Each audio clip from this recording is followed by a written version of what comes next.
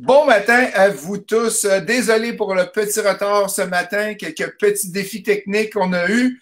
C'est des choses qui arrivent quand on fait du live chaque matin. On a des défis qui arrivent. Hey, oubliez pas, il nous reste plusieurs entrevues encore. Demain, on va jaser immobilier, on va jaser REER immobilier, comment transférer ses REER avec l'immobilier. Excusez-moi, j'ai oublié de dire que nous sommes jeudi le 18 juin. Et ici Justin Larochelle, limofacile.ca. Samedi, on va jaser avec un propriétaire d'immeuble de l'Ontario qui a 200 portes dans le coin des mines ben haut à Kirkland Lake. Et on va avoir un beau témoignage d'un entrepreneur demain. Lundi, on jase de conversion en condo. Mardi, on jase de fiscalité. Et mercredi, c'est le 24 juin, on est off. Jeudi, on parle de l'intelligence émotionnelle en affaires. Vendredi, on parle comment financer des biens mobiliers en immobilier. Samedi, on a un président d'entreprise. Dimanche, on parle d'intégrité en affaires. Et lundi, qui est notre 100e entrevue, on vient de trouver notre conférencier qu'on cherchait depuis longtemps. On vous le révèle dans quelques jours. C'est une personne très bien connue du Québec qui va être avec nous le lundi 29 juin pour la 100e entrevue avec imofacile.ca. Aujourd'hui, j'ai la chance d'avoir Maître Philippe Farley avec nous qui va jaser de licence RBQ. Comment ça va, Philippe? Ça va très bien, toi? Ben oui, ça va très bien. Ça faisait un bout de temps qu'on ne s'était pas vu. Oui, tout à fait. Ça fait plusieurs... j'ai pas compté, mais ça devait faire à peu près quelques mois, là. Oui, exactement. Ça faisait un bout de temps qu'on ne s'était pas vu. Puis, Philippe, toi, tu as une particularité dans ta business, c'est que tu passes ta vie avec des entrepreneurs, des gens de licence RBQ, puis tu travailles beaucoup là-dedans, n'est-ce pas? Oui, tout à fait. Dans le fond, notre pratique est spécialisée en droit de la construction, mais le droit de la construction, comme tu le sais, particulièrement pour les flips immobiliers, il y a une particularité, c'est qu'on rencontre une clientèle qui est beaucoup plus axée sur l'immobilier, mais qui doit faire de la construction pour leurs besoins immobiliers. Donc, on a une belle clientèle variée, autant des entrepreneurs de métier que des entrepreneurs de construction qui sont devenus par la bande parce qu'ils veulent faire du développement immobilier puis des flips. Donc, c'est très varié. On est très chanceux, belle clientèle. Aujourd'hui, si vous avez des questions, licence RBQ ou CCQ ou peu importe, on a l'expert avec nous autres, Philippe, qui va pouvoir nous aider. Tu travailles beaucoup avec GSC, avec Kathleen Beaupré et Marc-André. Je crois, c'est quoi votre lien entre vous autres? Ben, tout à fait. C'est mon plus gros partenaire d'affaires, en fait. Puis c'est vraiment une rencontre par hasard. J'avais rencontré ceux qui le connaissent, là, Carl Leboutillier, qui est un de leurs bons représentants. Ça fait 10 ans qu'il fait ça. Il travaille avec Marc-André Dayan de chez GSC. Oui. Puis à un moment donné, de fil en aiguille, Marc-André et moi, on est allés souper ensemble. Puis j'ai été visiter ses locaux. Puis en fin 2017, on a décidé de travailler ensemble. En fait, j'avais des bureaux au centre-ville de Montréal. Les entrepreneurs de construction aimaient plus ou moins ça pour le stationnement. Là, finalement, Marc-André m'offrait des locaux chez eux. Puis depuis ce temps-là, c'est une super belle aventure. On travaille, en fait, on fait leurs incorporations aux nouveaux entrepreneurs de construction. Moi, j'enseigne là une fois ou deux par semaine, autant dans leur centre de Laval que de leur centre de formation de Brossard. Mm-hmm. Et puis, évidemment, on donne des conseils à leurs clients et j'enseigne là-bas. Donc, j'ai enseigné à beaucoup, puis vous travaillez ensemble en GSC avec Kathleen Beaupré qui vient à tous vos événements. Donc, j'ai enseigné à beaucoup de vos membres. Donc, particulièrement pour la préparation pour les examens. OK. Ouais, particulièrement pour la préparation aux examens d'entrepreneurs généraux. Excellent. Hey, on a plein de gens qui sont en train de se joindre à nous. Rod, Julie, bon matin. Jack, bon matin à toi aussi. Monsieur Papillon de Québec. Sophie, bon matin. Patrick, plein de belles personnes aujourd'hui qui sont avec nous autres. Puis là, on va rentrer dans le vif du sujet avec la licence. Et là, j'ai une drôle de question pour commencer. c'est quoi la question qui t'est posée le plus souvent des entrepreneurs ou des gens qui sont comme ici aujourd'hui à l'écoute et qui veulent savoir par rapport à la licence RBQ? Ça serait quoi le top de la question qui t'est posée le plus? Ben, la grosse question, surtout reliée au flip immobilier, c'est pourquoi ça prend une licence. C'est bon? Ceux que ça les intéresse, je vais expliquer un peu la démarche juridique, là, mais Oui, c'est que exactement. Vas-y. la définition d'entrepreneur, elle est prévue à la loi sur le bâtiment. Donc, vous pouvez tout simplement taper sur Google loi sur le bâtiment, vous allez tomber sur le site. Et la définition d'entrepreneur, c'est toute personne qui exécute ou fait exécuter des travaux pour autrui moyennant rémunération.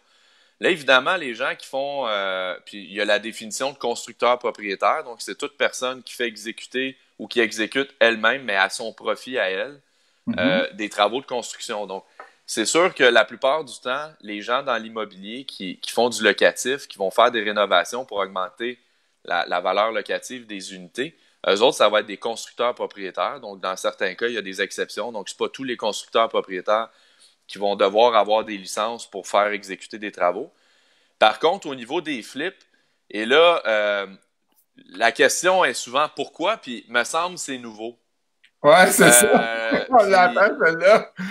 Puis là, essentiellement, puis je veux pas critiquer des consoeurs, confrères du passé, mais c'est que avant 2011, puis ça a toujours été le cas, il y a une présomption qui est dans la loi sur le bâtiment qui dit que quand tu exécutes, quand il y a exécution de travaux, puis qu'il y a une revente par la suite, il y a une présomption à l'effet que la personne est entrepreneur. Donc, c'est ce qui fait en sorte que la personne qui fait des flips immobiliers, donc, puis logiquement, le flip, l'aspect profitabilité, c'est qu'on on veut profiter, on veut pas trop engorger de cash flow, donc on achète, on fait des travaux le plus vite possible, on augmente la valeur de la maison Oui. ou de l'immeuble, puis on le revend à profit. Évidemment, si on fait ça à perte, c'est plus ou moins intéressant. Alors là, il y a une présomption à l'effet que la personne, elle est présumée être entrepreneur. Le problème avant 2011, c'est que c'est une mauvaise interprétation de certaines personnes qui ont peut-être eu des avis juridiques moins bien étoffés. C'est que ça a toujours été le cas, ça a toujours pris une licence depuis, de mémoire, là, le fin des années 70, début 80. Le problème, ben, ça n'en était pas un, c'était que l'amende qui était reliée à ça, pour une personne physique, donc monsieur, madame, tout le monde, pas incorporé, qui faisait un flip, l'amende minimum était de 700$, puis l'amende minimum pour la compagnie, c'était 1400$. Fait que, ben franchement, on va se le dire, il y a bien du monde qui disait, bon, je fais un flip, je vais faire 120 000$ de profit sur mon flip, je vais mettre l'étiquette dans mes dépenses, puis c'est tout, puis je vais faire du profit pareil. Bon, le gouvernement en 2011 a profité de l'occasion. On était dans le contexte pré-commission Charbonneau. Donc, la régie du bâtiment avait écho à ces demandes auprès du gouvernement. Donc, ils ont dit, ben écoute, en bout de ligne, je paraphrase, là, mais on se fait un peu rire de nous autres, là. Donc là, on va resserrer les activités dans la construction, notamment pour les antécédents au niveau criminel, tout ça. Mais on va taper sur le clou un petit peu plus fort. Donc, les amendes ne seront plus 700 et 1400 les amendes minimum, mais vont plutôt être de 10 000 pour la personne physique Tabarouette. et 30 000 pour la personne morale. Donc là, tout d'un coup, évidemment, la planification de dire je vais mettre l'étiquette dans mes frais courants, puis c'est tout, puis je passe à d'autres choses, oups, là, c'est plus aussi intéressant. Alors, et en plus, ben là, il y a eu vraiment un resserrement dans la construction. Donc, en plus d'avoir une multiplication des constats d'infraction au niveau pénal, d'un point de vue administratif, puis ça, je l'ai vu là, dans certains entrepreneurs qui faisaient des flips immobiliers, ceux où la régie du bâtiment était capable de prouver qu'il y avait une connaissance de la loi puis que la personne avait décidé dans son modèle d'affaires de faire fi de la loi sur le bâtiment à répétition, puis que là, il se faisait prendre pour plusieurs infractions. Ben là, on est venu, en plus d'avoir envoyé, j'ai déjà vu, Justin, jusqu'à 12, 14 constats à 32 000$ plus les frais. Les frais, la contribution, là, un chantier, c'est une compagnie, c'est 45 000$. Et Fait que, tabarouette. puis j'en ai vu là, jusqu'à 12, 13, 14 chantiers. Puis là, je n'expliquerai pas les techniques d'enquête. De toute façon, c'est pas trop compliqué, là, mais avec les logiciels qu'on connaît, là, tu Oui, rentres le nom d'une personne, puis tu peux voir toutes ses dernières non, c'est transactions. ça. Exact. Donc essentiellement, c'est ça. Donc, il y a eu vraiment beaucoup d'activités, mais pour revenir à ça, c'est que on l'a vu, c'est qu'ils soumettent également, donc la personne se réveille et se dit, bon, ben finalement, je pense que je vais aller la chercher la licence. Ben là, la RBQ dit, wow, attends une minute. C'est parce que ça fait 2 ans, toi, que tu nous ris et tu ris de nous autres puis que tu respectes pas notre loi. Donc, on va le soumettre comme étant un motif de refus en disant ça serait contraire à l'intérêt public de délivrer une licence à quelqu'un qui n'a pas tenu compte de la loi sur le bâtiment pour faire plus de profit pendant plusieurs années. Donc, confiance du public, bonne mœurs. Donc, j'en ai vu des dossiers récemment. Ah, ouais. Autant en pénal qu'en administratif, on disait ben, tu l'auras pas ta licence finalement. Puis là, ben, ça vient bloquer des projets immobiliers. Et tu passes combien de temps dans ta vie, de ta vie tous les jours avec, comment on appelle ça, en cours, comparé à qu'est-ce que tu fais comme conseil en fait? Euh, Ben là, évidemment, moi, j'adore ça aller à la cour. J'ai eu beaucoup de succès dans les dernières années en matière pénale, en défense. J'ai gagné des procès avec des arguments sur la preuve. Récemment, on a fait tomber un gros dossier de l'UPAC sur une question d'appel d'offres. Puis c'était totalement injustifié. Mais ça peut peut-être intéresser rapidement vos auditeurs, là, mais c'était un dossier où on accusait un entrepreneur électricien qui faisait affaire depuis 15 ans d'avoir soumissionné dans des arénas. Et là, on disait à l'électricien qui, lui, peut faire toutes les entrées électriques de tout le bâtiment. On lui disait, ben, tu n'as pas le droit de brancher un panneau d'affichage qui affiche les points. Parce que OK. ça, c'est du bas voltage, puis ça devrait être réservé à un autre entrepreneur. Nous autres, on disait, ben écoute, si l'électricien peut brancher l'entrée électrique principale, il peut certainement aller brancher du bas voltage. Du 12 volts. Fait que là, il y a eu cet argument-là. Finalement, on a fait tomber la preuve. L'enquêteur est arrivé avec les mauvais plans, puis c'était vraiment un fouillis au niveau de la preuve. Donc, oui, fait que pour revenir à la question, je passe beaucoup de temps à la cour, mais pas assez. Mais évidemment, notre bureau, moi, en 2014, quand j'ai quitté la RBQ, j'ai été un an ou deux à pas pouvoir prendre de dossier. Évidemment, je respectais mes obligations déontologiques. J'étais en conflit d'intérêt dans beaucoup de dossiers, particulièrement les dossiers administratifs qui passent devant leur bureau des régisseurs. Là. Fait que grosso modo, des refus de délivrance de licence ou des gens qui en ont une puis que la RBQ, pour des raisons quelconques, veulent leur enlever. Donc ça, j'en ai pas pris parce que je participais au dossier. Donc c'est sûr que ça a créé une petite friction en 2016 quand j'ai recommencé à prendre des dossiers. Mais là, j'ai vraiment les coups des franches. Et là, évidemment, notre bureau a grossi. Là, on va être bientôt 4 avocats. On a Wow! justement, puis on a des techniciens qui font du corpo. On est rendu 8 au total dans notre équipe. Donc, ça va super bien. Donc, évidemment, je suis un plaideur, stratégiste aussi au niveau des dossiers, mais ça reste que je suis le président de ma compagnie. Donc, ça a été un méchant défi de service, d'être capable d'assurer la même qualité de service. Donc là, on se réajuste. On a été chercher des nouvelles personnes dans notre équipe. Et puis des nouveaux partenariats aussi. En stabilisant les affaires, ben, ça nous permet de prendre l'expansion. Justement, par rapport à GSC, ça, c'est super intéressant. Puis il y en a certains qui me suivent sur les réseaux sociaux, on est en train d'aménager un 3200 pieds carrés juste en dessous de chez GSC. Donc, Ah! fait que notre cabinet d'avocat va être en dessous de GSC. On va pouvoir offrir le même service, mais avec des locaux, disons, plus appropriés pour la taille maintenant de notre De entreprise. combien vous êtes là-dedans? Si vous avez des questions, les amis, pour Philippe, c'est le temps d'y poser. On a la chance de l'avoir avec nous ce matin. Oui. Philippe, J'ai peut-être quelque chose juste avant d'oublier, vas-y. je m'excuse.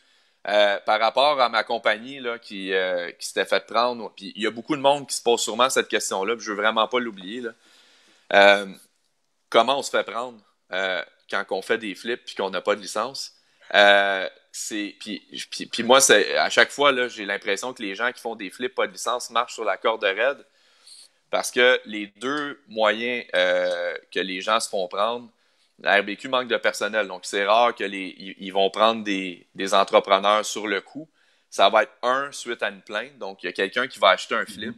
Évidemment, il y a des fois que c'est pas fait par des gens qui ont un niveau de connaissance très, très élevé. Alors, des fois, ça va être mal fait. Donc, évidemment, il va y avoir des plaintes qui vont être faites à la RBQ. Donc, ça, c'est l'élément numéro un.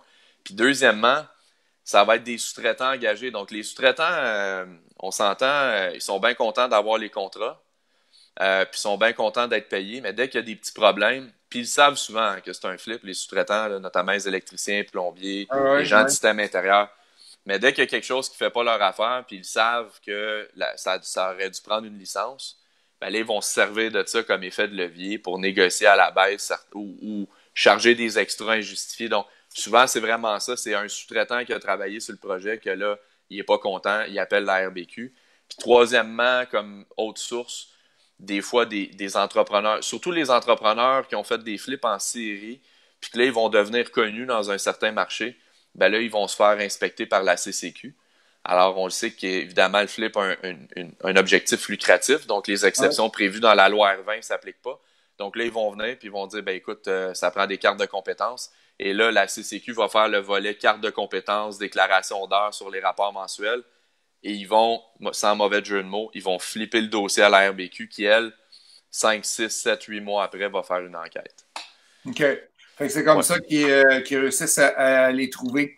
Une question que j'ai pour toi. Si tu es propriétaire occupant de ta maison, tu veux faire des rénaux, je ne sais pas, moi, ajouter un balcon. Est-ce que tu as besoin de licence RBQ? Comment ça fonctionne? Ben, le propriétaire occupant d'une maison, donc le classique, c'est, je donne l'exemple toujours par rapport à moi. J'ai une maison des années 80, je viens de l'acheter, je l'aime beaucoup, mais je trouve qu'elle n'est pas trop au goût du jour. Et là, je veux la rénover. Puis là, il y a certaines choses que je veux faire moi-même parce qu'évidemment, on veut sauver de l'argent. Puis je l'ai faite moi-même. J'ai acheté une maison des années 50, je l'ai rénovée moi-même. En fait, quand on est une personne physique ou deux personnes physiques, en l'occurrence un couple, puis on veut faire exécuter, donc utiliser des sous-traitants ou exécuter nous-mêmes, on est considéré au sens de la loi sur le bâtiment comme étant des constructeurs propriétaires. Un constructeur propriétaire, en principe, à l'article 48 de la loi, ceux que ça les intéresse, à l'article 48 de la loi sur le bâtiment, le constructeur propriétaire est toujours obligé d'avoir une licence de constructeur propriétaire. Et là, ça l'oblige la personne à suivre le processus pour avoir la licence. Par contre, puis là, c'est ça c'est le principe. L'exception, qui est prévue à 49 de la loi, c'est quand on est une personne physique propriétaire d'une maison, puis que c'est pour notre maison destinée à notre famille, donc pour un usage familial, puis qu'il n'y a pas de but lucratif, alors on peut faire exécuter ou exécuter nos travaux à titre de constructeur propriétaire sans détenir de licence. Par contre, le seul bémol que la loi nous dit, c'est que on ne peut pas exécuter des travaux nous-mêmes au niveau de l'électricité puis du gaz. Donc, ça va de soi. Puis moi, je suis un bel exemple. Quand j'ai rénové ma maison en 2016, je faisais ma réno moi-même. Donc, puis c'était vraiment très gratifiant pour moi. J'aime ça travailler de mes mains. J'ai eu beaucoup de plaisir à le faire. Évidemment, j'ai sauvé de l'argent en faisant mes travaux. Et une chance que j'ai faite affaire avec un électricien parce que ma maison a passé au feu. Hein? Alors, et la première question que l'assureur m'a posée, puis là, c'était une perte totale, c'est qui a fait tes travaux d'électricité? Mon électricien n'avait rien touché à date, mais je l'avais engagé. Mais j'ose pas imaginer, mettons, après 3-4 journées de travaux électriques, que la maison brûle. C'est un de mes amis qui serait venu jobiner, pas de licence, ou moi-même qui aurait fiché mes fils. J'aurais probablement perdu le plus gros investissement de ma vie, là. Ah, excellent. On a une question qui est arrivée de Jarreau qui demande, je suis propriétaire d'un 4 logements, puis je veux refaire l'escalier extérieur. Est-ce que j'ai besoin d'un entrepreneur général ou je peux embaucher un menuisier directement? Donc, ce que je comprends de la question, c'est que est-ce que c'est un multilogement? Oui, c'est un multilogement, c'est un 4 logements, oui. Bon, là, il y a une autre exception. Donc, là, j'anticipe que le monsieur est propriétaire de l'immeuble, donc il est constructeur propriétaire, veut faire ses travaux pour lui-même. Donc, j'imagine parce que les escaliers sont vieux. Oui, Oui, bon. exactement. Oui. Donc, il est constructeur propriétaire. Donc, dans ce cas-ci, étant donné que c'est du locatif, l'exception de l'unifamilial ou usage personnel ne s'applique pas parce que l'escalier, Oui. logiquement, il sert à permettre l'accès aux locataires. Bon. Oui. Ceci dit, l'exception numéro 2, c'est que quand on est constructeur propriétaire, on n'a jamais l'obligation d'avoir une licence si on engage un entrepreneur général. OK. Donc, ça, c'est une des exceptions. Là, il y a une troisième exception qui est si jamais on engage quelqu'un pour des travaux de rénovation, ou de réparation ou d'entretien, et que ces travaux-là ont une valeur inférieure à 20 000 plusieurs travaux, puis qu'on fait faire ça par un entrepreneur, il y a possibilité de bénéficier de l'exception. Ou Ça veut dire que si l'escalier coûte moins cher que 20 000, il n'est pas obligé d'embaucher un entrepreneur général, il peut embaucher directement le menuisier. ben, le menuisier, que logiquement, le menuisier devrait avoir une Pour sa carte. licence, Ouais. sa licence d'entrepreneur. Ça peut être, généralement, ça va être un entrepreneur spécialisé. On pourrait avoir un spécialiste des balcons qui, lui, va avoir une sous-catégorie 6.1 en charpente de bois. Donc, ça serait correct. L'autre exception aussi, c'est que, puis là, puis c'est là, la nuance puis là, je fais fi du 20 000. C'est même, peu importe la valeur, c'est si la personne, donc l'entrepreneur spécialisé qui vient faire les travaux, peu importe la valeur, s'il y a toutes les sous-catégories d'entrepreneurs spécialisés requises, par exemple, avec l'annexe 3 pour au niveau des licences RBQ, celles qui sont comme données gratuitement, tu as fait tes 3 cours de base, administration, gestion de projet, gestion de la sécurité. Là, tu as 13. Si tu les as demandé, tu les donnes, t'en as 13. Là-dedans, il y a bien du stock. Bon, si cet entrepreneur-là a toutes les sous-catégories requises pour faire les travaux, il peut engager cet entrepreneur spécialisé-là sans lui être dans l'obligation de détenir une quelconque licence. Le meilleur exemple, là, moi, mettons que j'ai un local commercial, ou même ça peut être un immeuble locatif. J'ai un 16 logements. J'ai une toiture en élastomère à refaire. J'ai dit ça de même, là, je connais pas les prix au pied carré. Ouais. Mettons que ça coûte 200 000 là. OK. Moi, je suis un constructeur, je suis un propriétaire immobilier. Puis, mettons que je veux pas gérer ça, là. Fait que je donne ça en sous-traitance à un spécialiste. J'appelle le plus gros entrepreneur de toiture à Montréal qui, lui, a juste une licence de couverture.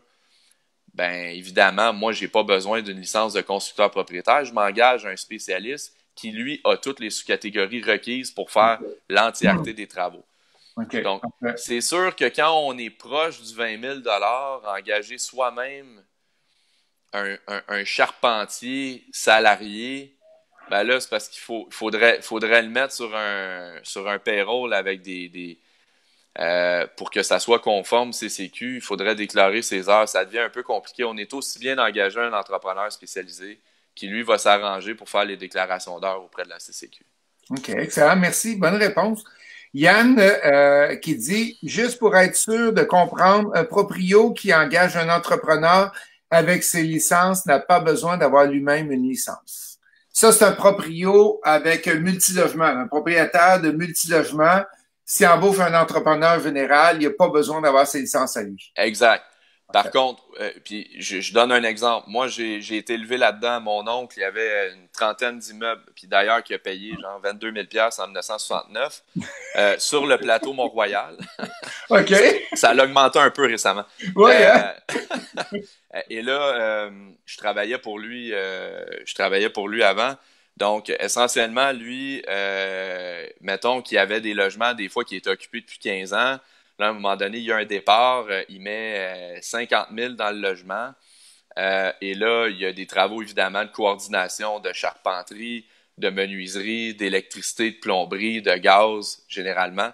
Donc, évidemment, là, étant donné que c'est des travaux de rénovation, mais qui dépassent 50 000 20 000 pardon, et que là, il y a coordination nécessairement de sous-catégories spécialisées en électricité puis en gaz, ça va être très difficile de trouver un entrepreneur spécialisé qui a toutes ces sous-catégories-là. Donc, la plupart du temps, ben, mon oncle, lui, engageait un entrepreneur général qui, lui, par contre, prenait le clé en main de tout. Donc, mon oncle ne dealait qu'avec une personne, c'est-à-dire l'entrepreneur général. Et par la suite, l'entrepreneur général s'occupait d'assurer la qualité des travaux de tous les sous-traitants et s'assurait des payés. Alors, l'exception un entrepreneur en immobilier qui veut tout simplement faire des travaux, qui ne veut pas avoir de problème, puis qui ne veut pas avoir de licence au niveau de la rénovation, pas des flips, mais de la rénovation, le plus simple, c'est d'engager un général.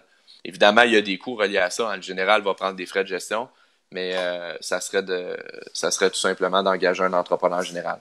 Moi, Ghislain, je t'en parle parce que des fois, autour d'un café le matin ou d'un scotch le soir, je réfléchis au développement dans, dans l'immobilier.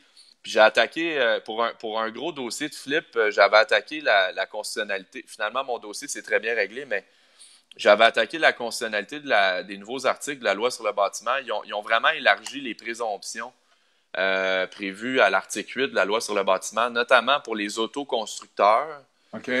et notamment pour les gens qui font des flips immobiliers. Et moi, et là, ceux qui s'y connaissent vraiment et qui aimeraient ça en discuter, moi, je trouve que le gouvernement, des fois, ceux qui conseillent pour les modifications législatives, on dirait que c'est des gens qui connaissent plus ou moins bien la construction, puis plus ou moins bien la rénovation ou l'immobilier. Ils sont venus dire que était présumé être un entrepreneur toute personne qui fait exécuter ou qui exécute des travaux à l'intérieur d'un délai de 24 mois. Donc, 2 fois à l'intérieur de 24 mois. OK. Alors là, on vient, pour certains cas, faire... Puis là, je ne veux pas mélanger vos auditeurs, là, mais c'est vraiment une réflexion. C'est qu'ici, ce qu'ils voulaient faire, en réalité, là, c'est que, tu sais, on se souvient, il y a des gens qui faisaient des autoconstructions, puis que là, ils disaient, je vais la garder 12 mois, puis le 13e mois, je la revends, puis là... Oui. Ah, c'est ça qu'ils ont voulu bloquer. Sauf que là, c'est que si on prend la présomption de façon stricte, la personne qui exécute ou fait exécuter des travaux 2 fois à l'intérieur de 24 mois, ça peut être un de nos clients respectifs qui dit « Hey, moi... » Puis ça peut être autant dans le Plex que dans l'immobilier résidentiel. J'achète une maison avec ma femme, j'aime pas la toiture, je la fais rénover au mois de juillet. Finalement, mes fenêtres coulent, puis je fais changer mes fenêtres au mois de novembre. Puis les 2 fois, j'ai engagé un entrepreneur qui a une licence. C'est quoi? Moi, je suis présumé être un entrepreneur, fait que ça me prend une licence. C'est rough. Aïe, aïe. Oui, donc là, on a comme ouvert une boîte. Puis là, évidemment, les intervenants du gouvernement à qui j'en parle, ils me disent, ben non, inquiète-toi pas, Philippe. Puis là, je parle de procureur de la Couronne, là, avec qui on a des bonnes discussions de fond sur ces articles-là. Ils me disent, inquiète-toi pas, il va y avoir comme une interprétation quand même assez restrictive, puis on va pas autoriser n'importe quoi. Mais en même temps, dans les dernières années, j'ai tellement vu des poursuites, je veux pas dire farfelues, là, mais puis pas abusives, là, mais un peu entre les deux, là, où on se servait pas trop de la logique. du gros bon sens. Là. Donc là, je me suis dit, c'est quoi, on va-tu poursuivre bien des gens en leur disant, parce qu'une présomption, c'est toujours effragable, on peut la renverser. Là, je me suis dit, ben, c'est quoi, ils vont poursuivre en disant, ben écoute, t'es accusé, viens nous prouver que t'es pas entrepreneur. Ben là, viens nous prouver ça. Des frais, tout le temps des frais que... Ben oui, il y a des frais, puis aussi, il faut pas oublier l'aspect humain derrière. Moi, je suis habitué de dealer dans le conflit, c'est ma job de travailler en litige, mais monsieur, madame, tout le monde, là, puis des gens qui ont fait des flips, disons, 1 ou 2, ou des gens qui ont fait des acquisitions en immobilier, puis qui se retrouvent à être poursuivis. C'est pas tout le monde qui est capable de prendre la pression, de dire, ben j'ai un dossier à court qui s'étire depuis 2 ans. Il y en a que ça les empêche de dormir. Donc, moi, j'ai vu des cas là où des gens poursuivis pour des autoconstructions. Puis ça, c'est un cas, je veux vraiment en parler, là, les autoconstructions.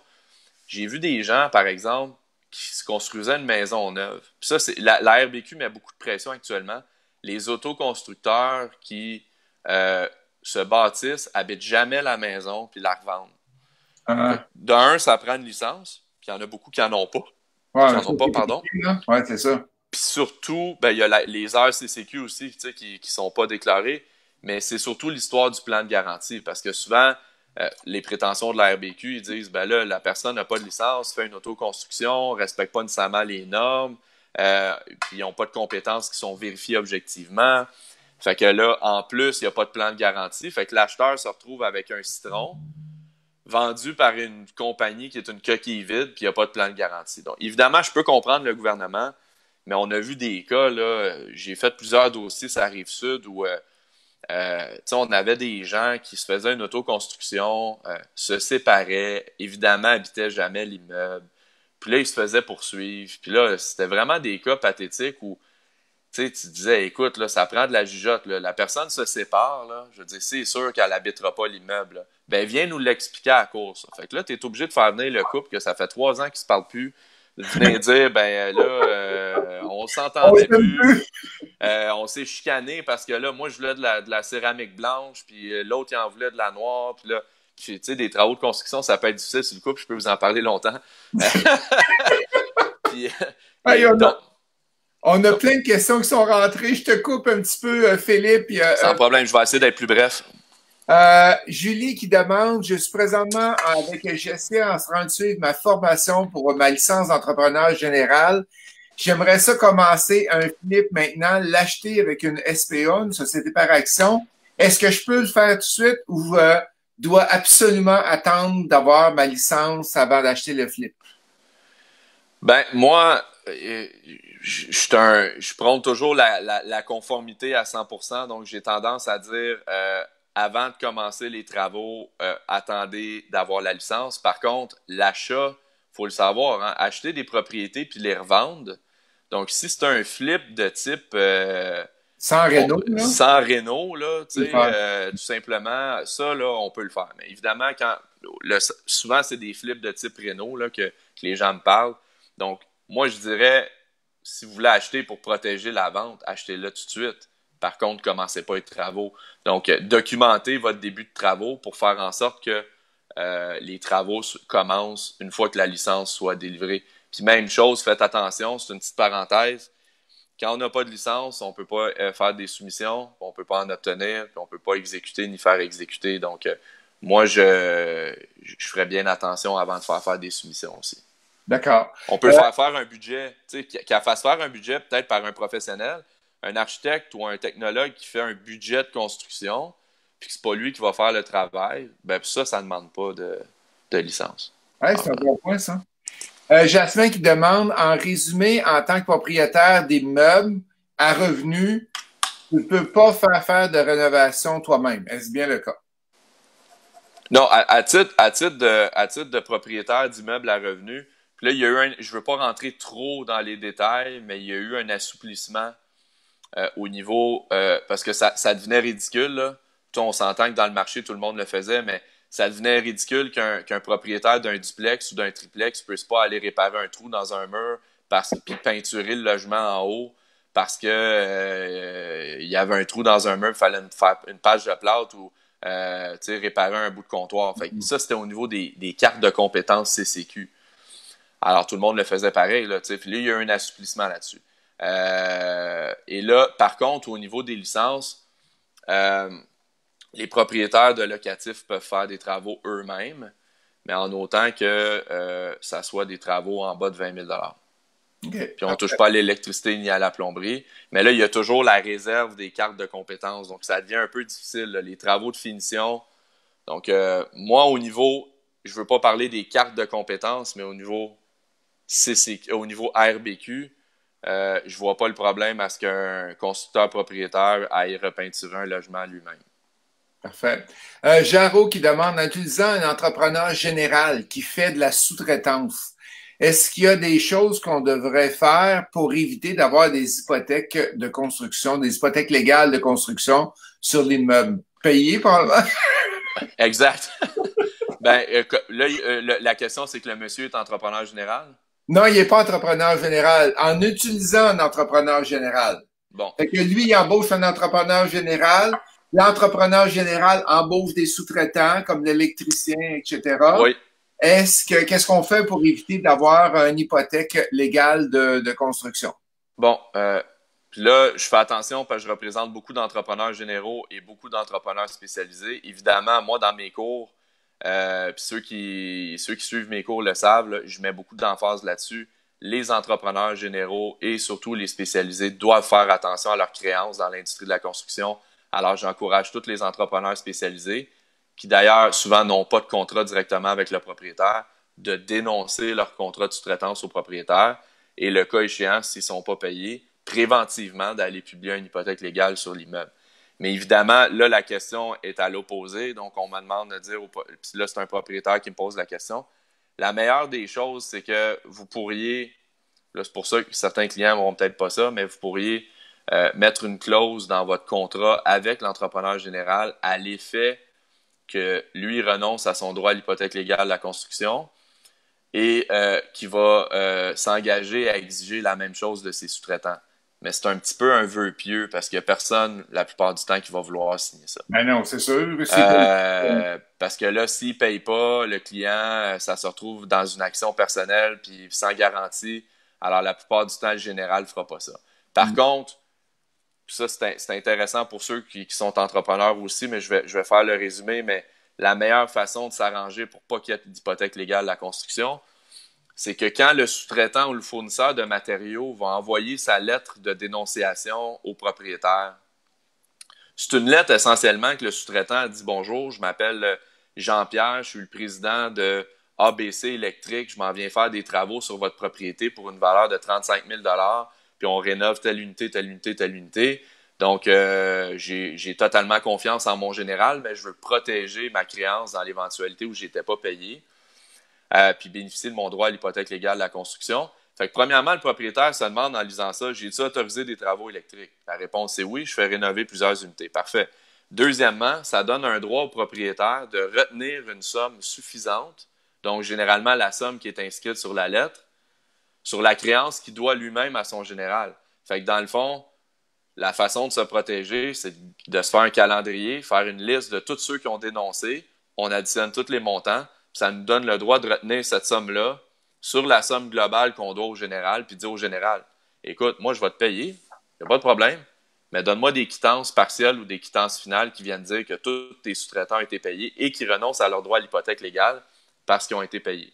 Fait que c'est de même qu'on gère ça. Quand on reçoit une dénonciation, c'est ultra sérieux parce que si on fait fi de la dénonciation, puis qu'on paye à titre de propriétaire, on paye le général, puis que le général prend l'argent puis va payer d'autres choses ou il passe sur le party, peu importe, ben malheureusement, le sous-traitant, lui, s'est donné à peine d'envoyer une dénonciation, donc le sous-traitant va pouvoir exiger son paiement. Puis j'ai déjà vu des cas où des propriétaires étaient obligés de payer 2 fois. Aïe, aïe, OK. On a une personne qui dit « J'ai ma licence RBQ et j'ai fait un flip. L'acheteur demande une garantie sur les travaux. Qu'est-ce que je dois inclure dans la garantie? Qu'est-ce que je dois exclure? Je veux pas qu'il m'appelle pour rien dans les jours, les semaines, les mois qui s'en viennent. » Bon, ben moi, j'aurais tant. Puis je suis pas un expert des garanties. Au niveau, au bureau, j'ai vraiment quelqu'un qui s'occupe de ça, là, au niveau garantie légale, les questions de vice caché, tout ça. Mais je pense qu'il faudrait indiquer à la personne que on n'est pas, c'était pas un contrat d'entreprise qu'on avait avec la personne. Puis c'est pas du service après-vente qu'on fait, là. Nous autres, on vend l'immeuble tel quel, et puis c'est la garantie légale qui s'applique, là. Donc j'aurais tendance à dire ça. Mais sinon, s'il y a des questions plus spécifiques, je veux pas trop m'enfarger là-dedans. C'est vraiment pas ma spécialité. Il y a au bureau, puis il a déjà suivi le cours avec toi, cette personne. Ouais. Non, même au bureau, on a Julie Parenteau, qui est une avocate de litige. Là, ça fait 17-18 ans qu'elle pratique. Puis elle a fait des dossiers de vice caché. Puis aussi, elle c'est une ancienne du plan de garantie de Maisonneuve. Fait qu'on elle s'y connaît très bien là aussi au niveau des dossiers d'arbitrage. Donc, mais je veux pas, ça me prendrait 15-20 minutes l'expliquer, puis je veux pas tout faire les nuances. C'est bon, parfait. On a Alexandre qui demande concernant des marches extérieures, OK? Pour ma maison personnelle, OK? Il n'y a aucune location. Si je trouve quelqu'un sur Internet pour faire ce genre de travail-là, est-ce qu'il doit avoir une licence CCQ, un entrepreneur spécialisé ou un entrepreneur général? C'est moi qui paye, c'est ma maison personnelle. Bon, fait que là, on vient de régler une situation. La personne, c'est sa maison personnelle. Donc, Oui. la personne est constructeur propriétaire. Elle se qualifie comme ça. Étant donné que c'est des travaux qu'elle a fait exécuter pour sa maison personnelle, elle a une exemption. Donc, lui, il est correct. Deuxièmement, la personne qu'elle engage, normalement, ça va être un tiers qui va agir dans le cadre d'un contrat d'entreprise. Donc, cette personne-là, normalement, devrait avoir une licence RBQ. Le problème, c'est si on le trouve sur Kijiji, il y a des chances que des fois, il n'y en ait pas.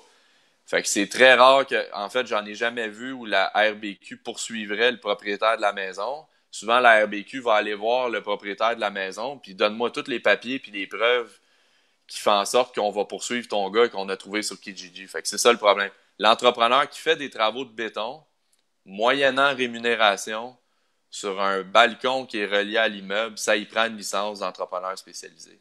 Alors, c'est pas rendre service, à mon avis, au gars d'engager quelqu'un qui n'a pas de licence. Il va se retrouver avec une amende de 10 000.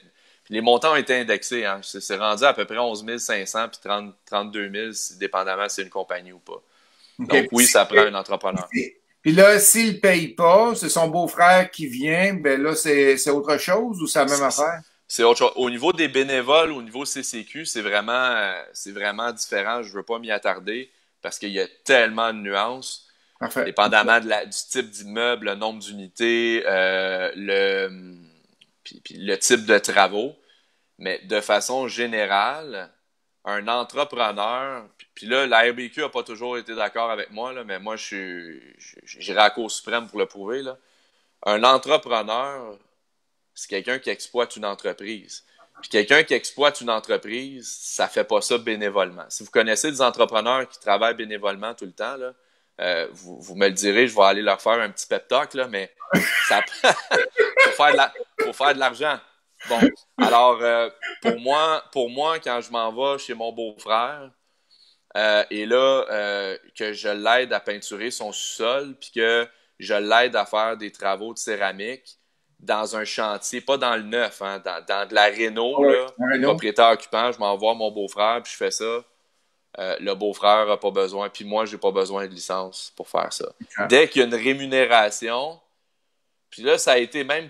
Puis il y a eu des décisions ridicules là, où il y a même compensation de quelque chose qui a une valeur. J'avais vu un dossier bizarre passer, un gars sur l'aide sociale qui a fait une job-in, il a fait des joints dans un commerce, puis le gars du commerce, je pense qu'il avait laissé utiliser ses locaux, peu importe. On a vu l'aspect rémunération dans l'avantage qu'il avait reçu, mais on s'entend-tu que c'est sûr que si moi je m'en vais faire le sol chez mon beau-frère, puis qu'il me paye un voyage en Europe de 15 000 $, peut-être qu'ils vont voir là une rémunération. Mais tu sais, évidemment, s'il me paye à souper, puis il m'invite au hockey, puis il me paye une coupe de bière, là, je veux dire, ça... C'est correct. On a une bonne question de Shérif. Bon matin, Shérif, en passant. Si je loue un de mes appartements et le locataire décide de peinturer l'appartement puis bouffer des trous de l'ancienne personne qui était là avant, est-ce qu'il y a un problème?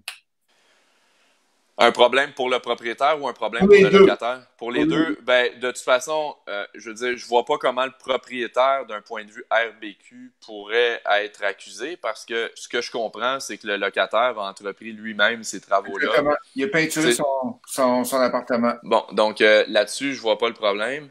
D'un point de vue RBQ aussi, le locataire...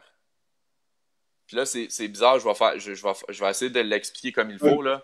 Le locataire se qualifie comme constructeur-propriétaire parce qu'il fait exécuter ou il exécute des travaux pour lui-même. Essentiellement, il veut rendre son unité d'habitation plus belle. Ouais. Comme moi, mon local chez nous, là, à mon bureau, je le loue, c'est un local commercial. Je pourrais, si c'était moi qui faisais exécuter les travaux, être considéré comme un constructeur-propriétaire. Alors, c'est ça. Donc, d'un point de vue du propriétaire, je vois pas le problème. D'un point de vue du locataire, non plus, parce que de façon extensive, il va bénéficier de l'exception de l'unité unifamiliale pour ses propres besoins. Donc, s'il fait des travaux mineurs, il n'y a pas de problème. OK. Puis d'un point de vue CCQ, c'est appliqué de la même façon. C'est que si c'est le locataire lui-même qui exécute ou fait exécuter les travaux, il va bénéficier de la clause de, entre guillemets, propriétaire-occupant. C'est pas mal de même que c'est appliqué. Parfait. On a une autre bonne question. Patrick qui dit, si un salarié qui est à 40 heures semaine, qui travaille pour une coopérative d'habitation, est-ce qu'il a légalement le droit de faire des menus travaux, peinturer des logements, réparer une tuile à l'extérieur qui est brisée, un robinet qui coule? Est-ce qu'il est employé de la coopérative d'habitation? d'un point de vue CCQ, faudrait que je m'y repenche. On a eu certains cas récemment, là, puis il faudrait vraiment que je relise parce qu'il y a une jurisprudence contradictoire, mais d'un point de vue RBQ, essentiellement, si c'est des travaux d'entretien et de réparation, ben l'OSBL va être également, souvent ils louent les locaux, mais l'OSBL va être considéré comme un constructeur propriétaire. OK. Puis quand c'est des travaux de réparation, d'entretien, faits par un salarié à temps plein, il y a une exception pour ça aussi. Donc, ils vont être corrects. Donc, mais d'un point de vue CCQ, ça peut être problématique. Donc, là-dessus, faudrait que je regarde la question. Patrick Richard, si tu veux appeler directement M. Farley. Oui. Farley. Et le nom de on termine avec ça. Le nom de ta firme s'appelle comment? Ben, en fait, le nom de notre cabinet, c'est Farley Avocat avec un S. On est en train de développer, mais notre plateforme web est accessible en tout temps, avocat avec un S, construction.com. Parfait. Puis de plus en plus, au niveau des réseaux sociaux, on a créé une chaîne YouTube. J'essaie de mettre une capsule à tous les 7 à 10 jours. On est même en train, dans nos nouveaux locaux, de se faire une salle de podcast pour pouvoir diffuser de façon plus professionnelle. Donc, Farley Avocat sur YouTube. LinkedIn, les gens, moi, j'aime ça, avoir une connexion directe avec mes clients ou des gens de l'immobilier. Donc, je vous invite à m'ajouter sur Facebook ou LinkedIn. Donc, Philippe Farley, ça va me faire plaisir de continuer à interagir avec vous. Puis même, on est en train de partir une nouvelle plateforme. C'est de contexte COVID. On essaie de réduire les connexions, mais on a une nouvelle plateforme, incorporationconstruction.com. Donc, on a fait ça pour les entrepreneurs partout au Québec qui ont souvent des difficultés à avoir accès à un avocat spécialisé en construction. Donc, c'est ça nos projets. On essaie de grossir l'équipe pour maximiser le service parce que ça va vite. Ça va vite? Excellent. Hey, c'était un plaisir. Si vous aimez les entrevues ImoFacile, ici Justin Larochelle, président d'imofacile.ca, Philippe Farley, président de Farley Avocat. Merci. C'est ça? C'est tout à fait. Merci beaucoup, Justin. Hein? C'est toujours un plaisir. J'aime beaucoup ça, les entrevues. Ça a été un plaisir de t'avoir avec nous aujourd'hui. J'ai beaucoup appris et je suis sûr qu'il y a plusieurs personnes qui ont appris aussi avec nous autres ce matin. Fait que reste avec moi quelques secondes, le temps que je remercie les gens. Merci à vous tous d'avoir été là. N'oubliez pas, demain, on parle de projets REER. Vous voulez investir en immobilier dans des projets REER et c'est 2 vrais projets REER qu'on vous présente demain matin avec Michel Martel. Samedi, on a un propriétaire d'immeubles à revenus de l'Ontario qui va avoir qui a 200 logements, qui va venir nous jaser qu'est-ce qu'il a fait dans la vie. Il a fait beaucoup de locations achats aussi. Et nous avons ce soir la formation multilogement pour les gens qui veulent apprendre à calculer le multilogement. Manquez pas ça, ça a lieu ce soir. Et oui, c'est vrai, demain, on part une nouvelle cohorte de coaching double qui va avoir lieu vendredi toute la journée. Et c'est une cohorte qui est plus rapide. Elle va être aux 3 semaines. Inquiétez-vous pas, durant les vacances de la construction, il n'y a pas de formation. On n'aura pas de formation dans ce temps-là. Fait qu'on est là avec vous. La semaine prochaine, lundi, on a eu beaucoup de demandes sur le cours d'Airbnb. On redonne le cours Airbnb lundi soir. Lundi soir, on redonne le cours. Fait qu'allez sur le site imofacile.ca, allez cliquer sur les liens et vous allez être capable d'y aller. Fait que merci encore, Philippe. Reste avec moi. Et merci à vous tous d'avoir été là. Merci. Bye bye.